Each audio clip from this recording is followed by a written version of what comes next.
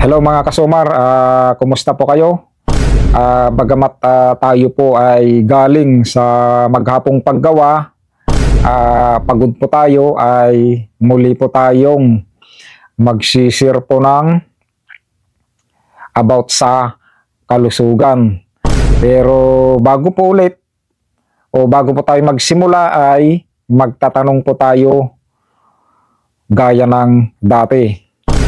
Madalas ka po bang uminom ng soft drink? Opo, tama po yung narinig nyo. Madalas o palagi ka bang uminom ng soft drink? Kung mahilig ka po, tigil-tigilan mo na.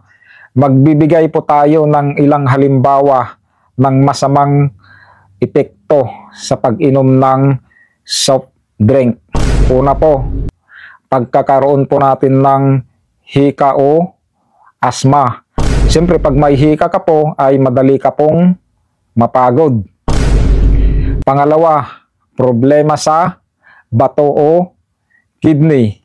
Pangatlo, obesity o labis na pagtaba. Siyempre, pag tataba ka, mahirapan kang gumalaw. Lalo pag nagtatrabaho ka kasi siyempre mabigat yung pakiramdam natin. Pang-apat, pagkasira ng ngipin. Siyempre, pag nasira yung ngipin natin, hindi tayo makakakain ng maayos, at pag may sira yung ngipin, siyempre magkakaroon tayo ng mabahong hininga. Nasisira po kasi yung ngipin dahil yung soft drink po ay naglalaman po ng napakaraming asukal. Sumunod, yung pagkakaroon po natin ng sakit sa puso. Yan, napakadelikado pag magkaroon po tayo ng sakit sa puso. Siyempre, pag napagod tayo, hinihingal tayo, hindi natin alam, bigla na lang tayong hinimatay. Ito pa, osteoporosis o paglambot ng buto. Siyempre, pag malambot po yung buto natin, hindi pwedeng magbuhat po tayo ng mabibigat. Siyempre, masisira yung buto natin, marupok na. Yung panghuli, pagkakaroon po natin ng diabetes. So, isa-isain po natin yung pagkakaroon po ng hika, madali tayong mapagod. Tapos yung problema sa bato o kidney. Ngayon, gusto mo bang magkaroon ng problema sa kidney? Yun bang magda-dialysis ka? Kasi pag nag-dialysis ka, gastos po yan. Linggo-linggo po yung pagda-dialysis.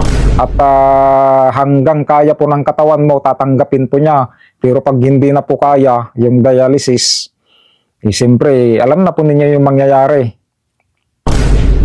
Diba? Kaya delikado po talaga pag magkaroon po tayo ng sakit sa kidney. So, ingatan po natin yung kidney natin dahil yung kidney natin ay naglalabas po o nagsasala ng marurumi na nasa loob ng katawan natin, sinasala po niya. Tapos yun po yung iniihi po natin. Tapos yung obesity o labis na pagtaba, kasi pag mataba ka, siyempre mahirap po yun. Mabigat po yung pakiramdam natin. O di ba? Tapos yung pinakadelikado, yung pagkakaroon natin ng diabetes. So napakahirap po mga kasumar pag magkaroon po tayo ng diabetes. Pag nagkaroon po kasi tayo ng diabetes, magiging komplikasyon na po yan. So marami pong masisirang lamang loob natin. Diba? Halo-halo na po yung mga sakit natin. So kung mahal po ninyo yung inyong kalusugan, iwasan na po natin yung pag-inom ng soft drink. Di na po baling mahirap yung buhay, basta hindi po tayo magkakasakit. Yan po yung pinakamahalaga mga kasumar. So mahalin po natin yung ating kalusugan. Yan lamang po, at sana po ay nakatulong po ulit sa inyo.